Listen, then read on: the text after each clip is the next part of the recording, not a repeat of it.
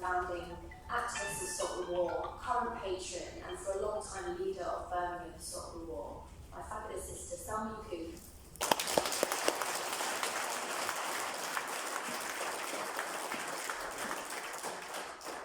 Thank you, Shirley, for that welcome introduction. I feel like myself and my children have grown up since the beginning of the Stop the War Coalition. I was a young mom then, and now proud mom of a junior doctor and the first expert Wales fighters. And I remember being pregnant with my third child, Aslan, and we had those huge mobilisations in 2002 and then in 2003. I feel proud that the next generation is here, standing up for justice, fighting the fight. I'm sad that it needs to be that way still. It seems inevitable that the line will always be there.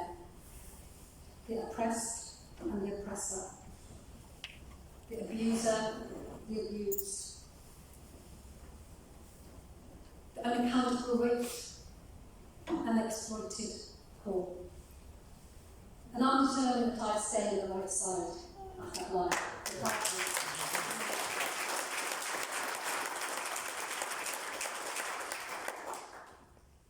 And one of the reasons I come to gatherings like this, apart from getting strength from solidarity and the humanity, escaping the kind of doom of the media and social media posts that constantly remind me how terrible things are, is the importance of actually reflecting on the gaslighting that we're all exposed to strengthen ourselves, to arm ourselves with arguments and facts. Because gaslighting is relentless. The ideological impetus is to make people feel there is no alternative, to confuse people, to distract people. And whether they do that by demonising migrants and Muslims at one point, and refugees generically, whether it's about demonising the very people who are just standing up for their rights, and it almost becomes comical when you have someone like Nadine Zawahiri saying nurses going on strike is helping Putin. So how desperate do you have to be? But it also shows to me how complacent they are, how easy it comes to them. Well, let's just scapegoat over there now, let's just distract over here now. And when we have the kind of compliant media, which happens to be owned by those very same vested interests, it's not a surprise really. It's very powerful and alluring. There's an anaesthesia that comes along with it. And it's in that confusion that the reliant people are not standing up, and that's why I'm heartened that people have been kicked down, literally down onto the ground, and are standing up. People are standing up, people are on their knees now. Not quite right on the ground, but on their knees with this industrial action, because they've been forced into it. It's not some intellectual argument. It's because people cannot afford to eat. I work for the NHS, I'm a proud NHS worker, but I see nurses relying on food banks within our own hospitals, not just to feed patients, but to feed themselves. Nurses who cannot afford to come to work to treat the vulnerable people, the patients they want to be serving. People who are genuinely choosing between eating and eating. That was even before this latest atrocities with the Ukrainian war and the inflation that we're seeing. That was already happening. And what's happened since the invasion by Russia, and alongside all my Stop the War colleagues, I unequivocally condemn that invasion. So let's not get put into a box here. When I say unequivocally, because I believe that that invasion, the humanitarian disaster as a consequence of it, is something that is rightly condemned, even though I'm very clear-eyed about the NATO escalation in all of this and the provocation caused by it. I don't think it justifies the humanitarian catastrophe that we're seeing and was always predicted.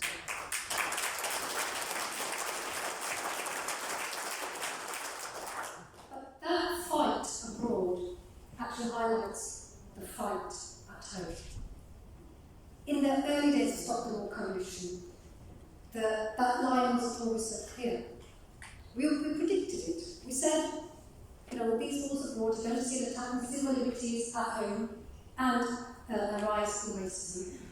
But now the way that the enemy within is defined has become more and more explicitly ordinary British workers. So the us and them, that is happening right here.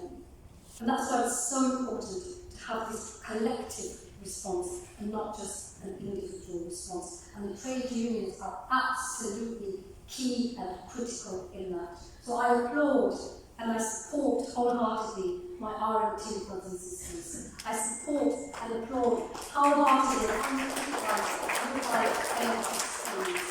ambulance workers and nurses, and I believe the coming strike to come for the doctors. These are predictable issues. What's not predictable is actually the outcome. Because it's this gaslighting, this dehumanising, this very deliberate demoralising that you cannot do. There is no alternative, which is very much, I believe, embodied by the leadership of Keir Starmer in the Labour Party, which I believe is contributing to that feeling of demoralisation. Because what should have been a vehicle of hope, through the electoral vehicle, we are not seeing. So the trade unions are fighting at every frontier, and that's why their fight is so, so important, even more important had there been an electoral vehicle, because I believe that that is a real opposition in this country. And like I said, this is not an intellectual debate or intellectual position. People are literally fighting for their lives. We've heard about the NHS. I can tell you right now that we are seeing excess deaths. I'm one of the people, one of the managers who looks at those inequalities. I can tell you in Birmingham, people are dying 10 years earlier, decade of life lost because poverty. It's happening. It's not something that we say is going to happen. It's here right now. And when you hear about the bed blockages, that's actually all people who don't have access to social care. That's what, the poor bed blockers. It's because this country, which is one of the richest in the world, has chosen, because these are all political choices, to not have a decent social care system, so NHS beds are being taken up. And that's the thing the gaslight is about. Oh, look at these problems. We've got inflation. It's not our fault this energy crisis is happening. We've all got to buckle our belts. We've heard this kind of rhetoric when they did austerity Mark 1, right? Because banking crisis happened, economies, in this downfall. So guess who's got to pay the price? Ordinary workers. In that same decade of austerity, guess who didn't pay the price? The people who are already rich. Their wealth has, if you look at the curves, it's not like this, it's like this. Even in the pandemic, their wealth has more than quadrupled. Whilst ordinary people are told, you've got to suck it up. And actually there is one. The figures are there, we just don't hear about them. And again, it can confuse even our own side. Really, where would we get that money from? Is this the right demand? Is this the right time for us to be speaking about this? They put all of that on our shoulders. Well, here are the facts. Do you know what it costs to give our nurses a fair pay rise? And inflation busting ones, so they're not having to be at those levels where they haven't got food banks. 1.6 billion. South African sum? Guess what? At the same time, we just said to the bankers, we'll give you a giveaway of 7 billion. Right now. It's happened. I'm not talking about we need to talk about this in the future. This is what they're doing at the very same time. We're telling nurses we cannot afford to give you a pay rise. And when you get these percentage figures, it's quite hard to get your head around. So we want a 1% increase of GDP contribution to defence. Doesn't sound like a lot.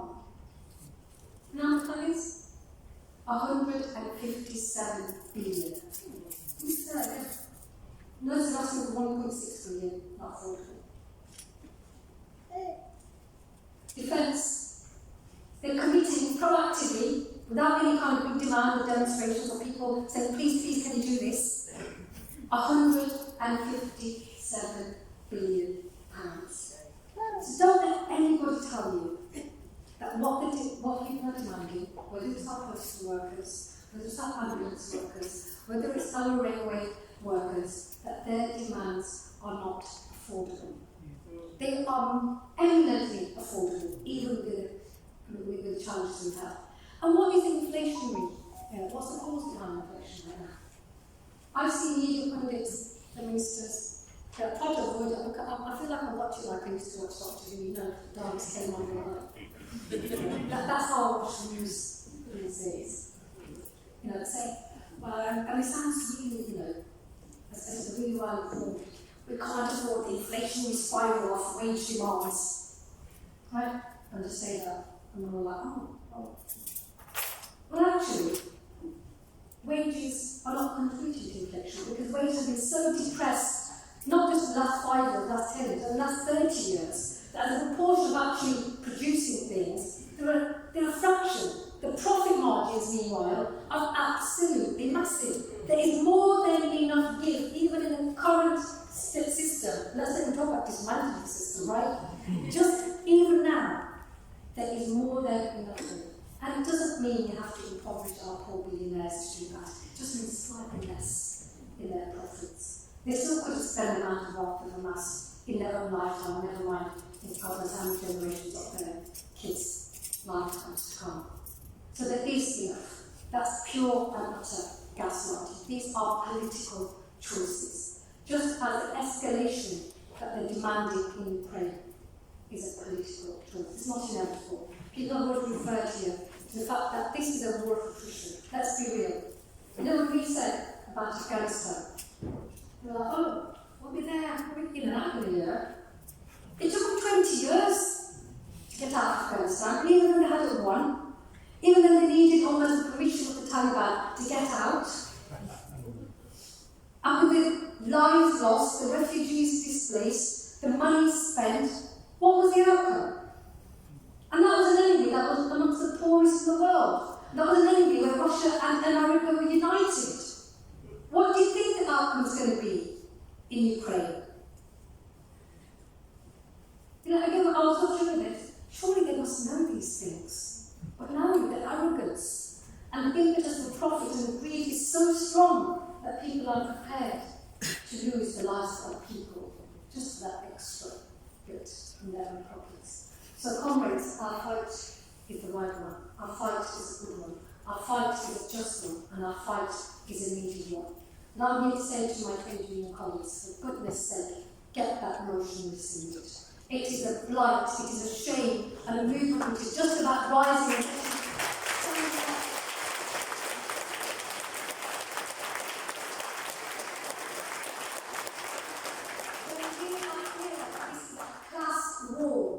Us to deciding to any kind of motion which demands more war.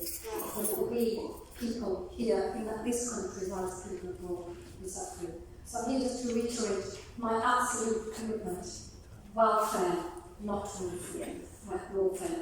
Welfare, not warfare.